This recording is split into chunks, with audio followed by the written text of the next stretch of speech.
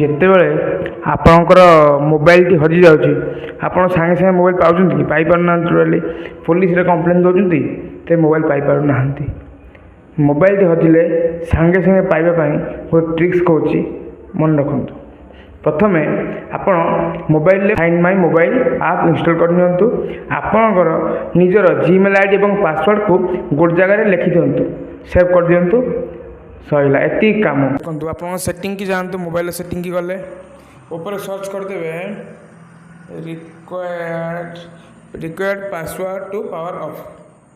Search କଲେ ଦେଖନ୍ତୁ ଗୋଟେ ଅପସନ୍ ଅଛି required password to power off, ତାପରେ କ୍ଲିକ୍ କରିବେ। ତାପରେ ଦେଖନ୍ତୁ required password to power off, ଏଇଟା ଅନ୍ କଲେ ଆପଣ ଯେତେବେଳେ ସୁଇଚ୍ ଅଫ୍ କରିବାକୁ ଚାହିଁବେ ଆପଣ ମୋବାଇଲ ପାସୱାର୍ଡ଼ ମାଗିବ।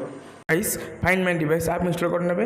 ଦେଖନ୍ତୁ ମୁଁ ଇନଷ୍ଟଲ୍ କରିନେଇଛି, କ୍ଲିକ୍ କରିବେ। ତାପରେ ଆପଣଙ୍କର ଇମେଲ୍ ଆଇ ଡ଼ି ଦିଅନ୍ତୁ ଏଠି, ତାପରେ ନେକ୍ସଟ କ୍ଲିକ୍ କରିବେ। ତାପରେ ଆପଣଙ୍କର ଏଠି ପାସୱାର୍ଡ଼ ଦେବେ।